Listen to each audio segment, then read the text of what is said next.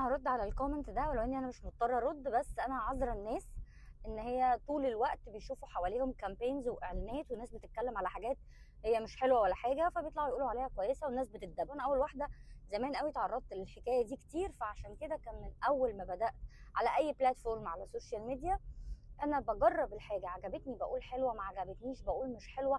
حتى اصحابي اللي عندهم براندز عارفين الموضوع ده كويس جدا، وباخد وقتي كويس قوي وانا بجرب البرودكت وبجربه على ناس تانية. وانا اصلا بطبيعه شغلي سكين ثيرابيست او هير ثيرابيست اكتب على افتر كير للكلاينت، فهي بتمشي عليه وبتديني برضو فيدباك.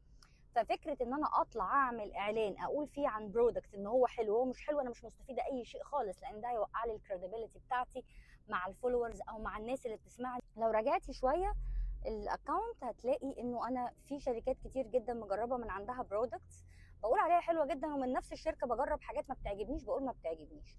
اي كولابريشن بعمله مع شركه ببقى في البدايه قايله يا جماعه انا محتاجه وقتي علشان خاطر اجرب البرودكت ده، ما ادونيش وقتي ما بقبلش الكولابريشن، وده حصل مع شركتين بالفعل.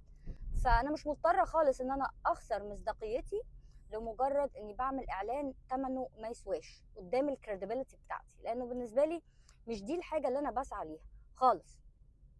الشغل حلو ولطيف وجميل ولذيذ وكلنا بنحبه وكل حاجه، لما يبقى بيد يبقى حلو جدا، بس لا قدام الكريديبيليتي بتاعتي ما بقبلش تتهز يعني علشان اطلع اقول على برودكت حلو وهو مش حلو، مش هستفاد اي حاجه. فلو انت استخدمتيه وما كانش حلو معاكي اكيد في مشكله معينه، او شعرك ما بيجيش على الزيت، فدي تجربه شخصيه بحته.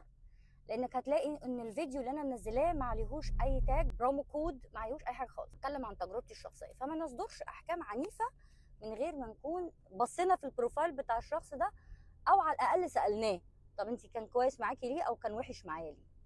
بس كده.